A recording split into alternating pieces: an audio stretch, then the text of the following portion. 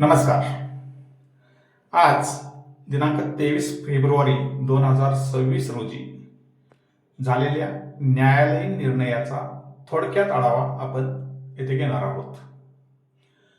मुंबई उच्च न्यायालयाच्या औरंगाबाद खंडपीठ न्यायालयातील दिनांक 23 फेब्रुवारी 2026 रोजी झालेल्या निर्णयाचा थोडक्यात सारांश असा आहे. आता हे प्रकरण काय आहे तर रघुनाथ शंकर झवरे व अन्य विरुद्ध महाराष्ट्र राज्य तसेच धनसिंग रामसिंग राजपूत व अन्य विरुद्ध महाराष्ट्र राज्य यांच्या दरम्यान हा खटला होता. खटल्याचा मुख्य विषय होता तो म्हणजे टीईटी पात्र नसणाऱ्या शिक्षकांच्या नावाचा बढतीसाठीच्या यादीत समावेश करण्याबाबत असा हा खटल्याचा विषय होता. या खटल्यावर दिनांक 20 फेब्रुवारी रोजी न्यायालयाने एक निर्णय दिला होता. त्या निर्णयाला अनुसरूनच हा निर्णय आहे. आजच्या या निर्णयाचा सारांश असा आहे.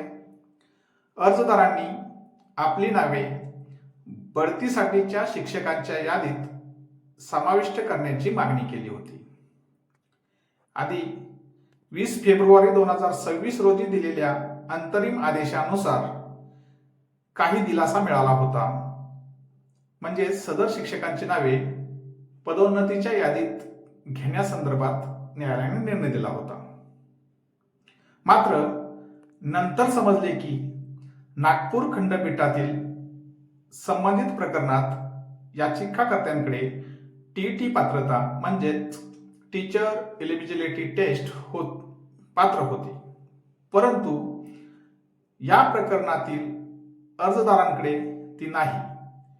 त्यामुळे या कोर्टाने आधीचा म्हणजेच 20 फेब्रुवारी 2026 रोजीचा आदेश मागे घेतला, म्हणजेच रिकॉल केला आणि त्या 20 फेब्रुवारीच्या आदेशानुसार घेतलेली सर्व कृती रद्द ठरवली.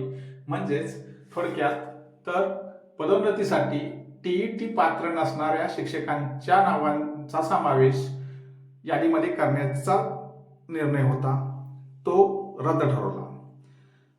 सरकारकडून खर्च लावण्याची म्हणजेच फाईन लावण्याची मागणी झाली, पण याचिकाकर्त्याच्या वकिलाने दिलगिरी व्यक्त केल्यामुळे न्यायालयाने तो नाकारला. याचिकाकर्त्यांना योग्य खंडपीठाकडे म्हणजेच रेग्युलर बेंचकडे जाण्याची मुभा दिली. थोडक्यात परिणाम आधीचा दिलासा रद्द झाला, म्हणजेच टीईटी पात्र नसणाऱ्या शिक्षकांना पदोन्नतीच्या यादीत समाविष्ट करण्याच्या न्यायालयाच्या सूचना या निर्णयानं रद्द झाल्या, कारण याचिकाकर्त्यांकडे टीईटी पात्रता नाही. नवे अर्ज योग्य खंडपीठाकडे सादर करण्याची परवानगी देण्यात आली आहे. तर याचिकाकर्त्याच्या वकिलांनी न्यायालयासमोर खोटी माहिती दिली व नागपूर खंडपीठाचा संदर्भ दिला, परंतु नागपूर खंडपीठाचा जो निर्णय होता तो टीईटी पात्र असून सुद्धा त्या शिक्षकांची नावे यादीमध्ये नव्हती, म्हणून तो निर्णय होता. आणि सदर शिक्षकांच्याकडे टीईटी पात्रता नाही तरीही त्यांची नावे या यादीमध्ये समाविष्ट करण्यासंदर्भात हा निर्णय होता तो रद्द करण्यात आलेला